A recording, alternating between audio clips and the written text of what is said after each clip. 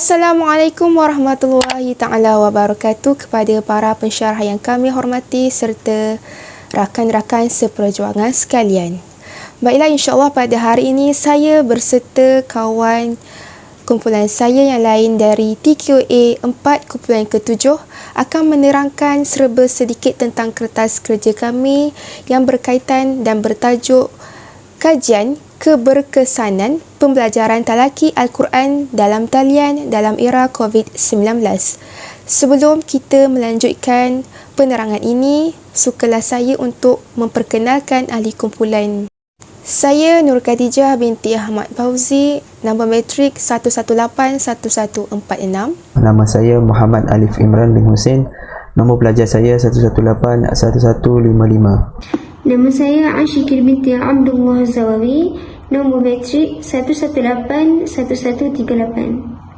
Nama saya Niknor Kamalia binti Ali, nombor matrik 1181137. Baiklah, sebagai pendahuluan kepada kajian kami pada hari ini, seperti mana yang kita tahu, Al-Quran merupakan kitab suci yang syumul sifatnya, yang ditanzilkan, yang diturunkan oleh Allah kepada kita yang sangat memenuhi kehendak dan keperluan manusia. Allah turunkannya sebagai kitab panduan bagi manusia merangkumi semua aspek yang berkaitan dengan kehidupan.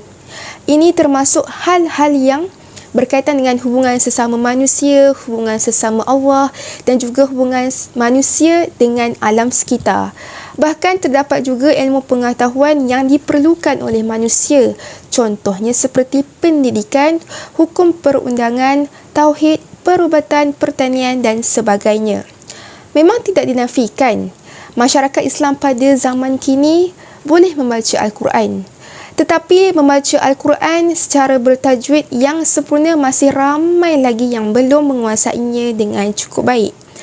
Kelemahan dalam penguasaan ilmu tajwid ni meliputi antaranya adalah cara melafazkan huruf tu dengan cara yang betul, huruf yang dirangkaikan dengan huruf yang lain, ataupun melatih lidah dengan mengeluarkan huruf dari makhrajnya dengan betul dan sebagainya. Berikutan dari itu, seiring dengan perkembangan teknologi terkini telah membuka lebih ruang dan peluang untuk pembelajaran termasuk pembelajaran ilmu Al-Quran dan tajwid. Sistem pembelajaran dalam talian menjadi satu cara pembelajaran yang praktikal, efektif dan pembelajaran Al-Quran dan tajwid juga tidak seharusnya ketinggalan. Seterusnya, terdapat dua objektif kajian berdasarkan kertas kerja kami. Yang pertama, mengenal pasti sama ada pembelajaran talaki Al-Quran melalui talian dapat meningkatkan penguasaan ilmu dalam kalangan pelajar. Dan yang kedua, mengenal pasti sama ada pembelajaran Al-Quran dalam talian ini dapat membantu pelajar yang memiliki kekangan masa dan pergerakan bagi mempelajari Al-Quran. Dalam mengkaji keberkesanan pembelajaran talaki Al-Quran dalam talian pada era COVID-19 ini, kita perlulah merujuk kepada kajian-kajian terdahulu.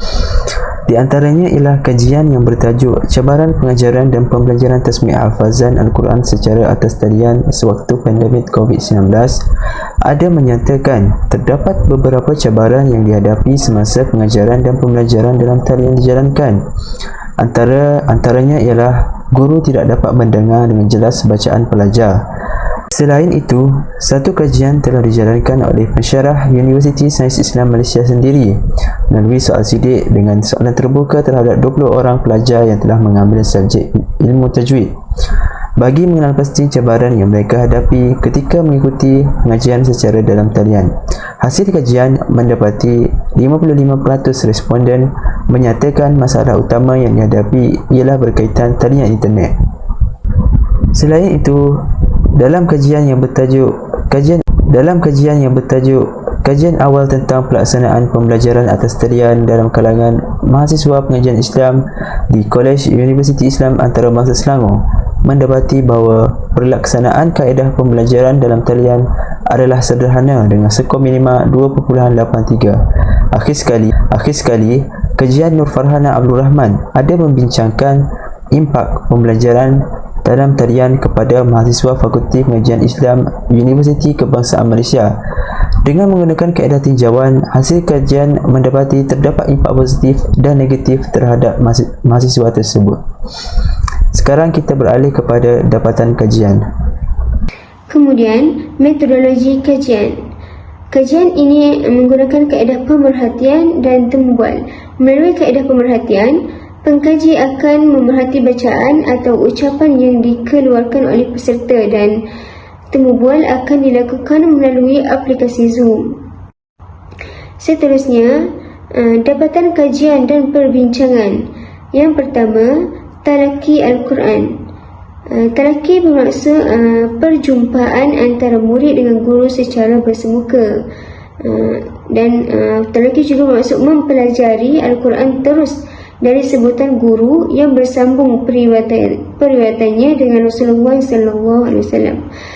Dari segi istilah, talaki ialah suatu manhaj pembelajaran yang diletakkan syarak dalam pengajaran lafaz-lafaz Al-Quran dengan guru, membaca ayat-ayat Al-Quran dan para pelajar menerimanya melalui pendengaran dan melaksanakannya secara praktikal berdasarkan pengamatan guru.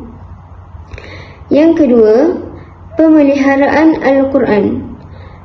Seperti yang kita sedia maklum, Al-Quran diyakini oleh umat Islam sehingga pada hari ini secara mutawatir kerana ia dibacakan dan disampaikan oleh begitu ramai manusia dari generasi ke generasi yang lain dengan lafaz yang sama dan memustahilkan ia untuk didustai.